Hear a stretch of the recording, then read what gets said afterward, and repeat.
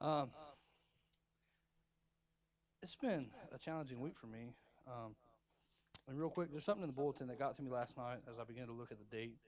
Um, Easter is going to be on April 16th, which was my father's birthday. So I'm going to ask you guys to continue to be in prayer for us. Um, but it's the greatest thing of all time. Think about this. I mean, the year after he passes away, Easter is on my father's birthday, the exact day that we're celebrating. Christ died for us to have the eternal life and to have that freedom. So it's just another one of those signs that God says, you know what? I've got him. He's with me. I'll take care of him. Um, and it's getting easier, but it's hard to look at that date and see Easter set next to it. So just be in prayer for our family, because it's a hard thing that we're dealing with, and it's almost like you need that 1 year. You know, you need to go through everything once before it gets a little easier. But talking about God is greater. This is uh, I hardly ever read Micah, so this is odd that I even have brought anything out of Micah. But it's just one of those areas that we want to talk about God being greater than our past.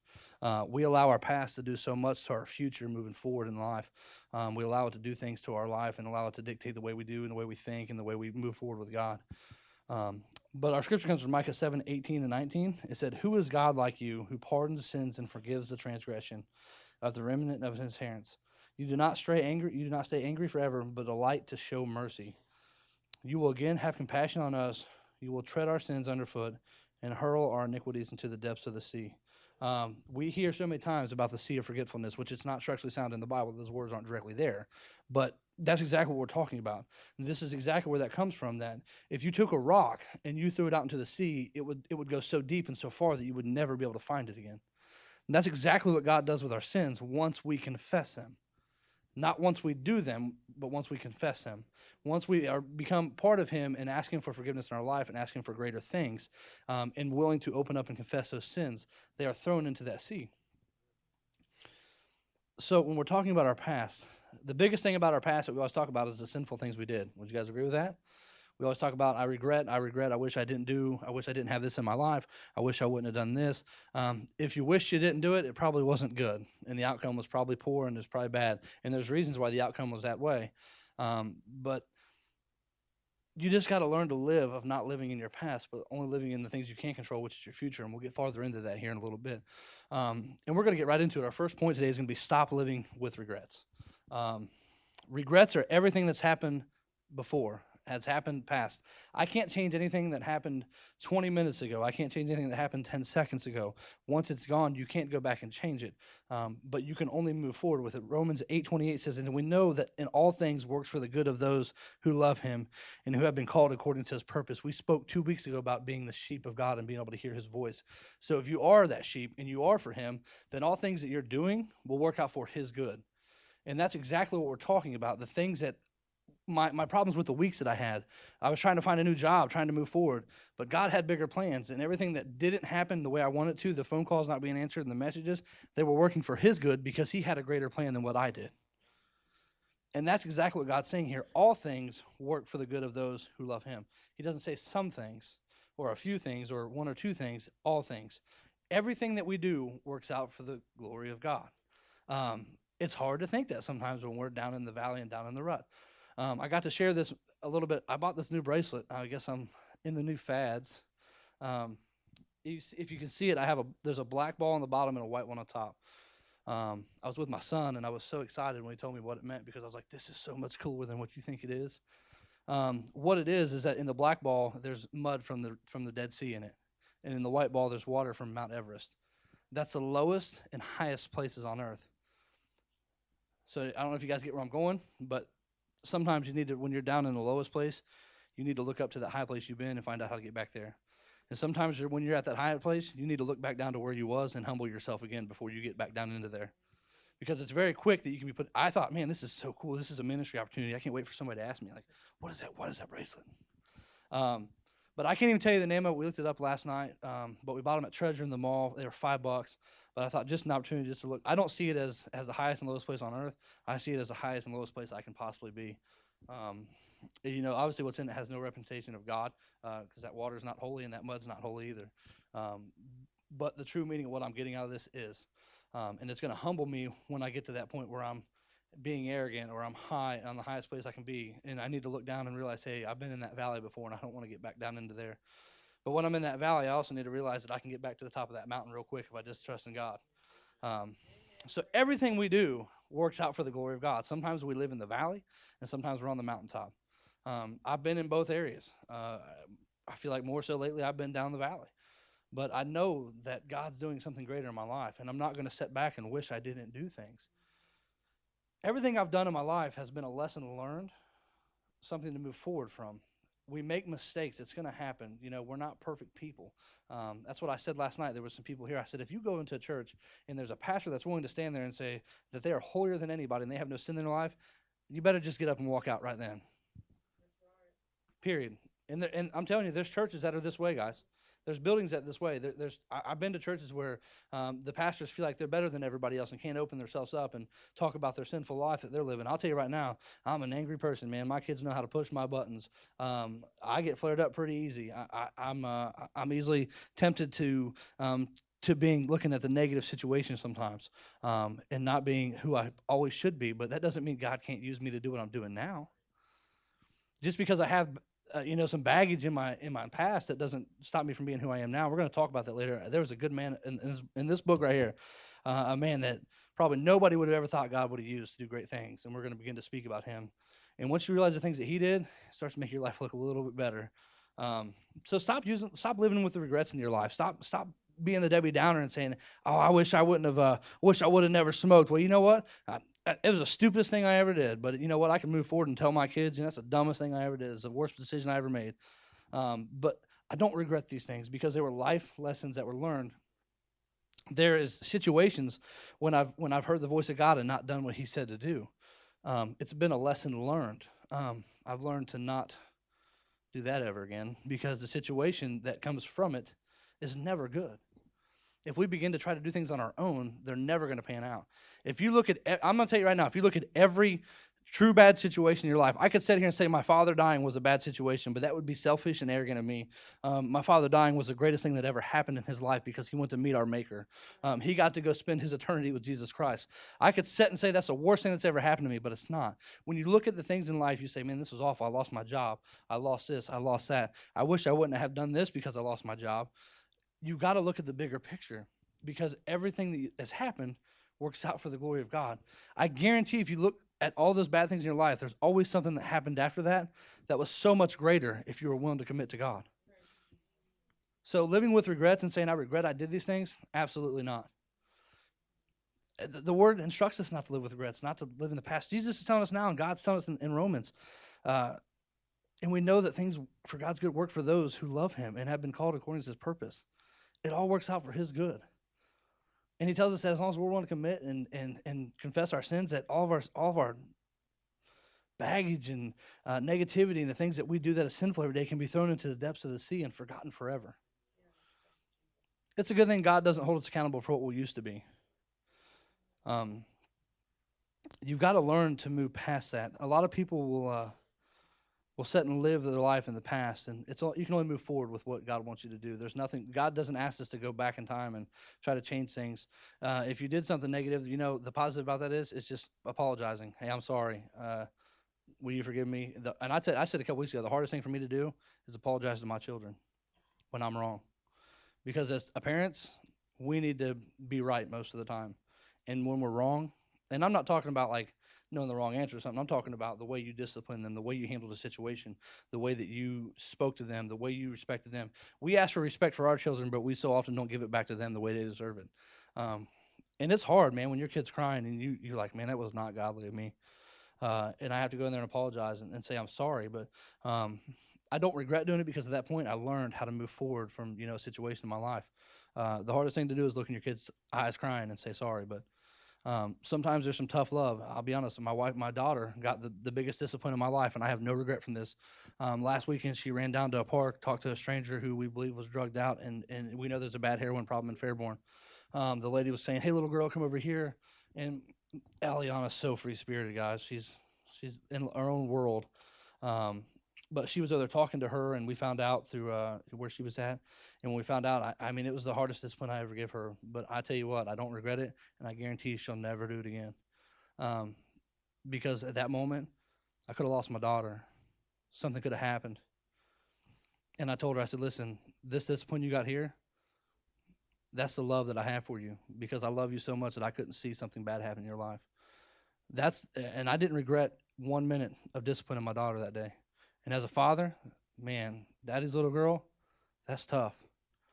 But sometimes we have to be tough. We have to be tough on our kids. Don't regret being tough on your kids because I guarantee what you're going to see them later in life, what you're producing, the fruits they're going to bear later in life, things you're going to see come out of their life are going to be much greater than the kids. I see so many kids that just freely do what they want. I see kids I've never seen their parents. I don't even know if they have any.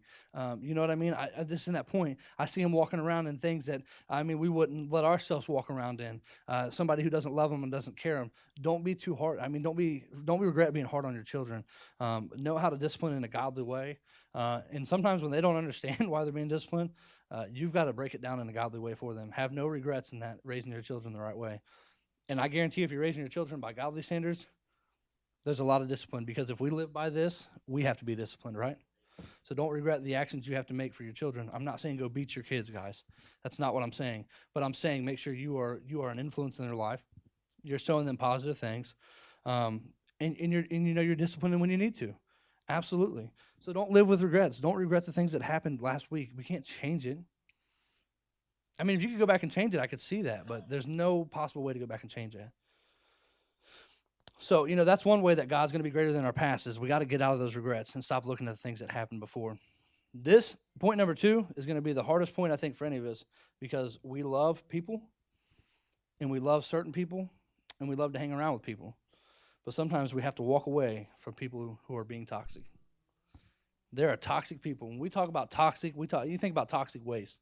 You guys ever been to a dump yard or anything? It smells for miles. And you're not even near that. That's kind of how toxic people are. They'll begin to rub off for miles. They'll rub off to many people. We were talking last night about, sometimes you go to work and everybody else around you is being negative, and then you don't even know why you're negative. You're just negative. Like everybody else is mad, so you're mad. It doesn't make anything better. Seriously, it just happens. It runs off that way. There's 2 people over here that are mad. They're yelling at each other. They started yelling at you. Now you're yelling at the guy back here who just started 3 hours ago, and he can't figure out what he's done wrong. Ask my sister. I sit in between 2 people who don't know what they're doing. Ask her. I'm serious. I got a new person behind me and a lady in front of me who never pays attention to anything. So I'm like, what's wrong with you people? Like, what are we doing? And then you got people who are negative all around us, and next thing you know, our whole team's mad, and we're having meetings talking about being productive and being positive. And you walk out of that meeting like, how's that person talking about being positive? They're the leader of the pack. Like, they started all this. Like, and then you're still mad. So then you're mad for a week, and then you make bad decisions. But it just rubs off on us. Think about it. You go into a positive atmosphere, positivity rubs off. We come into worship. We saw it this morning. It began to rub off on everybody around here. It began to take off, and you wanted what the other person had. Well, sometimes we want the negativity that the other people have, and we're just going to be just as negative or just as awful. I'm not saying I'm not going to drop this microphone and take off running here soon. That was an exciting morning for me, guys. I'm wired up on energy drinks and worship and God, and we're here to have a good time. We should be coming to church to get fed and experience God. We shouldn't be coming here just to say, well, I did my dues and went to church on Sunday, and I paid my little bit of money back to the church, and I'm good. That's not how it works. Come in here and experience God. Ask God to do something in your life and change your ways. I would say, man, Amy, you're probably true. I'm a totally different person on the ball field. I'm loud. I scream. Depending on how old the kids are. Little kids, I'm good with. But I am. But I'm not. I'm a totally different person. Not that I'm not godly, but I got this. I got full energy. I'm ready to go. I'm wired up all the time. But I don't like being around toxic people. And I listen. Little kids on my baseball team. Some of those kids are toxic. And I'm gonna tell you right now where it stems from. Mom and dad. They rub off on the other kids, and we had a problem. I said if my baseball team won't be any good at playing baseball, they will sure be good track stars because they're going to run a lot. And that's what happened last practice. They were being toxic. They were just negative towards people, laughing at people, and it began to rub off on the other kids, and they begin to be negative. And next thing you know, my whole team's being negative, and I can't even get a word in. Next thing you know, they're running. So there's always a consequence for your actions that you have. But these toxic people in our life, they begin to rub off on us, or they begin to try to take you down. And the toxic that's coming from them is nothing more than the enemy trying to seek and destroy what the joy in your life. I'm going to tell you right now that in Proverbs 13:20, we are instructed to walk with the wise and become wise, for a companion of fools suffers harm. You begin to walk with these toxic people, surround yourself with them, these negative people, these people who aren't godly. And I'm not saying don't go out and spread the word to people. We still need to know when to witness, and we also need to know when to walk away. Because there's going to be some people who are nothing more than just their satisfaction is to take your joy and to steal your fire. Toxic people are going to spread just like a sickness, just like anything else. You got to think, when we get sick in our house, everybody gets it. When that toxic person comes into your house, it begins to spread in your house. I've had somebody toxic in my life for a very long time, and a lot of people may know, and I don't care if you do or don't. But these last few months, I've had to learn to walk away from it and just get over it, and just not allow that person to steal my joy anymore. And I have, and I've been a happier person by just walking away, because I told you guys I get fired up easy, so it don't take much, and people know that, and people will push my buttons just to get me fired up. And do it on purpose, because they know that their negativity will drive me to something that I don't want to be.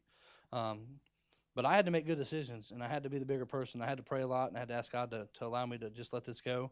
And I surrounded myself with good people is what I did.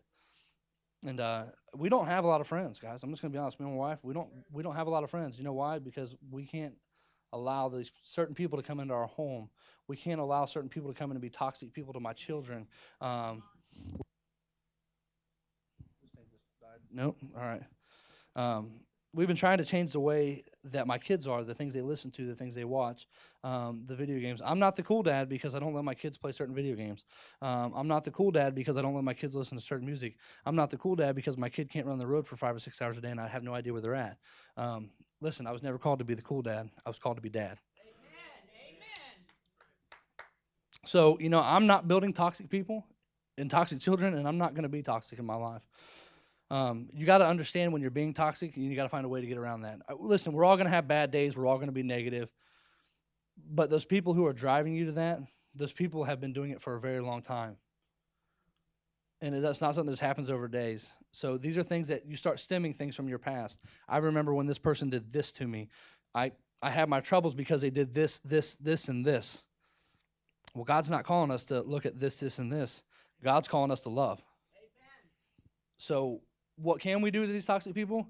Listen, I can sit and tell you that, you know what? I may not agree with the way you do things, but I love you as a person through God. But the best thing in my life right now is to walk away from you, because you've done nothing but take my fire and take my flame. And that right there, I truly believe, you guys got to remember that the enemy will never defeat our King. Ever. So that toxicness in their life is nothing more than darkness and the enemy trying to seek and destroy the good in ours. So when I claim it in the name of Jesus, say, you are nothing to me because of what you've done to me in my life, I push you away. I'm pushing that enemy away. The enemy trembles at the name of Jesus. I guarantee when you're willing to say that and say that toxicness is gone, push it away, it is gone. You are no longer part of my life. You will no longer steal my joy. You are nothing more but just the past that is now thrown into a sea of forgetfulness that I will never remember again, because my God is so much greater than your darkness. Toxic people are not filled with light and joy. They're filled with darkness, and they're out to do nothing more than to destroy our lives.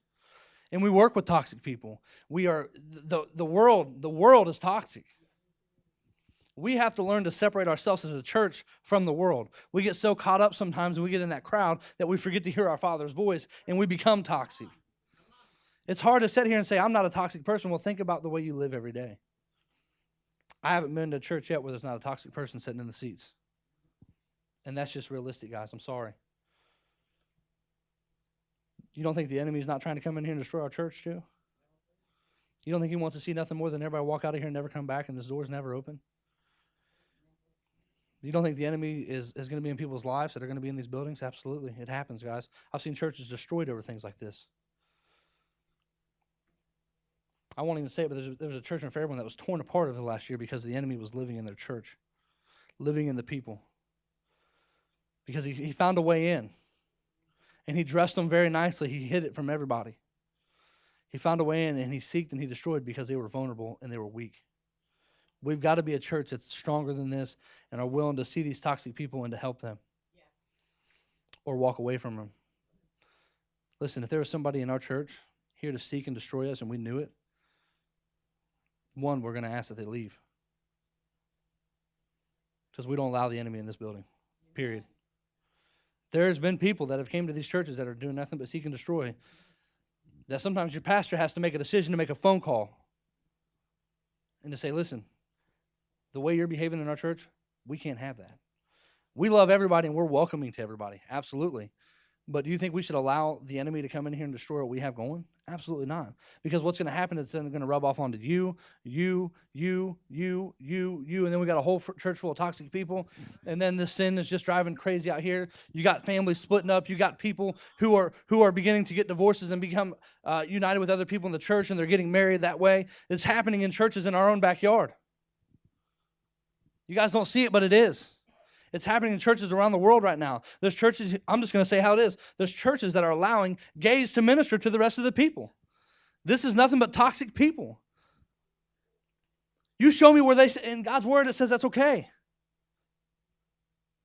Man was made for woman. Woman was made for man. Period. That's it.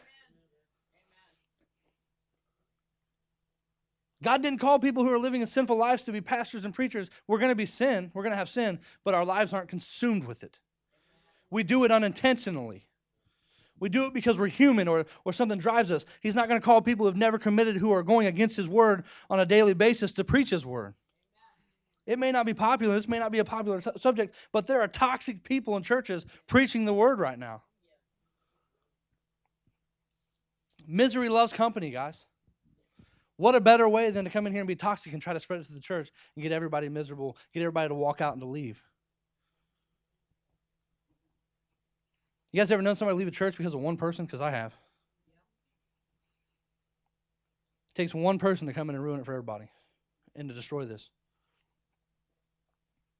Being a toxic person in my life doesn't happen. We just separate it. That's why we don't have any friends. That's why we're very short on who we hang out with. My kids are, limited who they're allowed to hang out with because we just don't allow it.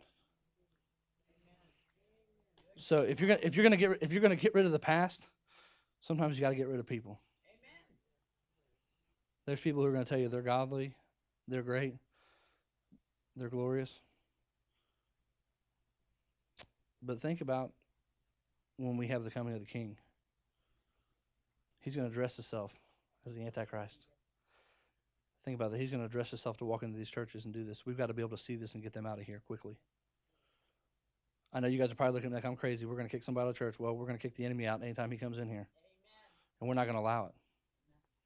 It's a sickness and it's a disease when people are consumed by the enemy and their minds and their thoughts are consumed by that. But they're very toxic people.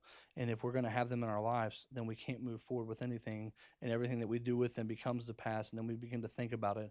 And then here we are, we're living in our past again. God didn't call us to live in our past. God called us to live moving forward. Point number 3, our last point today is going to be stop allowing our past to decide our future. Philippians 3:13 says, brothers and sisters, I do not consider myself yet to have taken a hold of it, but one thing I do, forgetting what is behind and straining toward what is ahead. I press on toward the goal to win the prize for which God has called me heavenward in Christ Jesus. We'll begin to speak about that prize in just a moment. But I think so many times that we've been called, and I was a person who was this. I never thought that I could do this. I always thought that because I have things in my life that aren't perfect, how could I sit and preach this word? And it's very hard for me as a husband and my wife to sit here, and she knows all my flaws, and then I sit and do this, and I think, does she think I'm a hypocrite? It's very challenging, guys. I spend every moment of my life outside of work with my wife or my children for the most part, so they see every part of me. They know my flaws. They know my sins. They know the things that I do.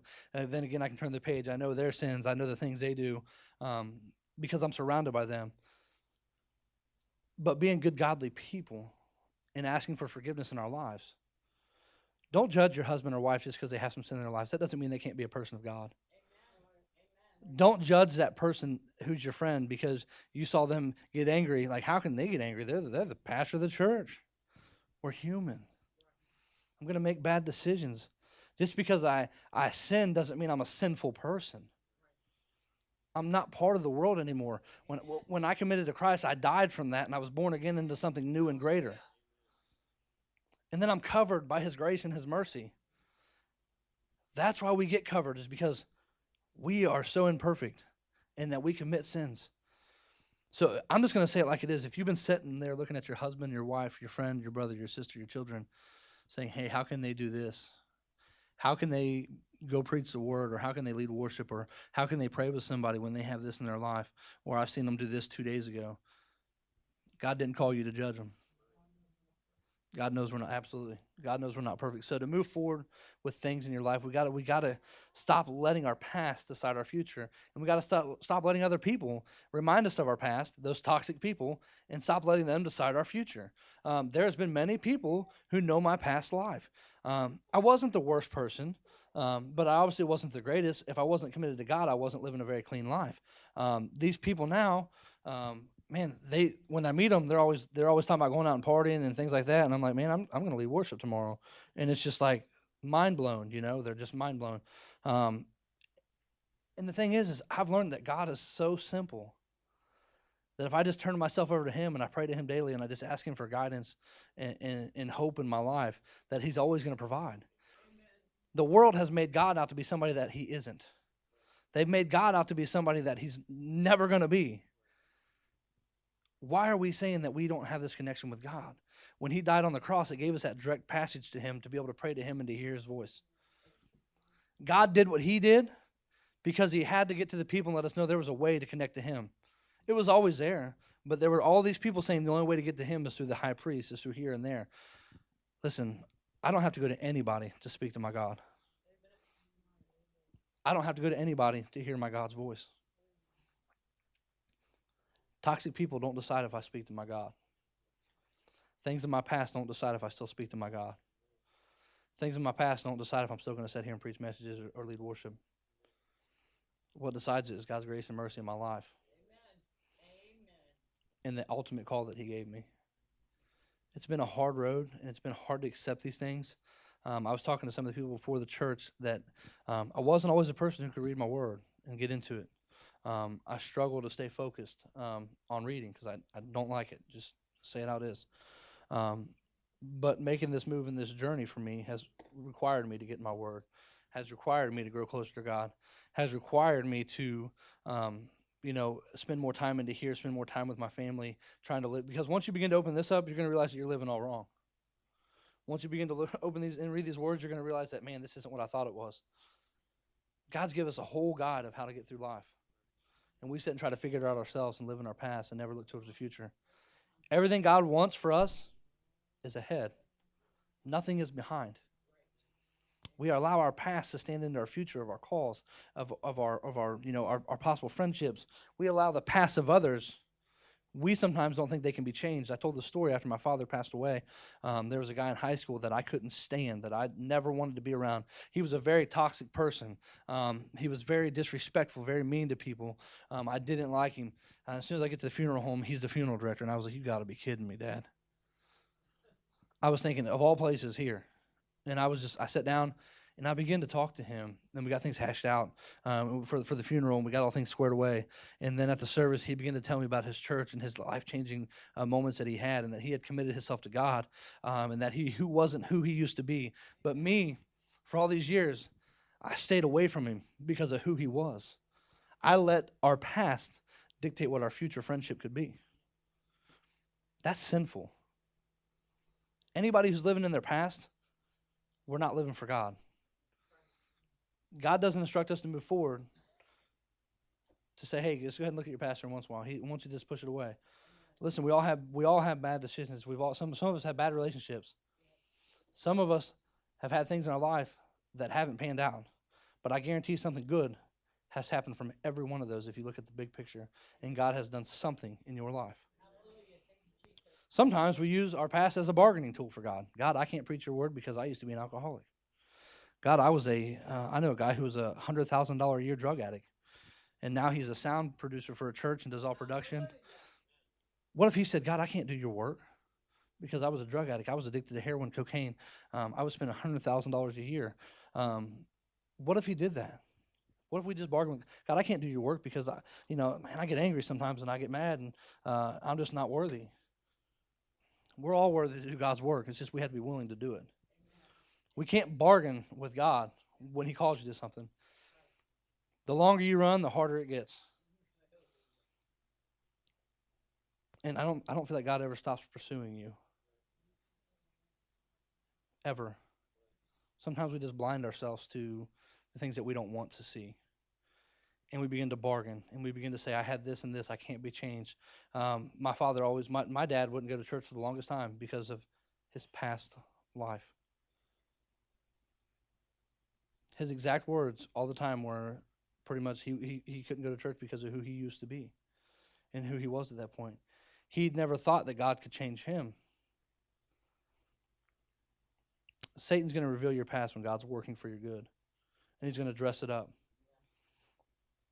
And he's going to tell you that you're no good. God can't use you. God won't use you. God's not doing these things for you because of your past, because of who you were. The problem is, the one thing Satan doesn't tell you is, hey, you can die from who you are now and become new and born again. And you can let all that go. And we don't spend enough time as Christians telling people, hey, man, it's as simple as saying, I'm sorry and forgive me. We complicate it. People think because they have so much baggage and so much sin, they can't be forgiven. It's the simple words, I'm sorry. It's that simple.